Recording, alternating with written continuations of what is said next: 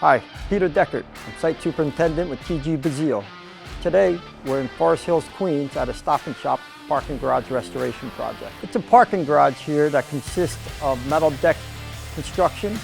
What we're doing is taking out the metal decking itself due to corrosion and replacing and repairing all of it. First thing we do is we mark up the decking and we saw cut it. We saw cut so we can prepare for the full depth demolition.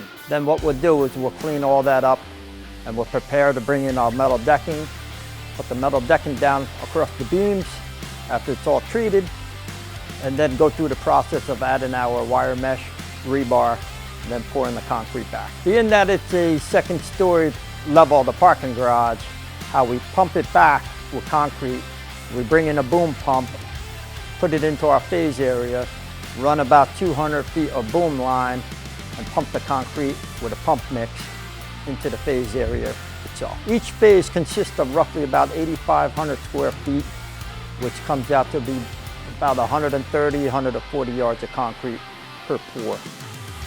TG Basile, been in business for well over 50 years. If in need of any parking garage restoration work or masonry work, please give us a call.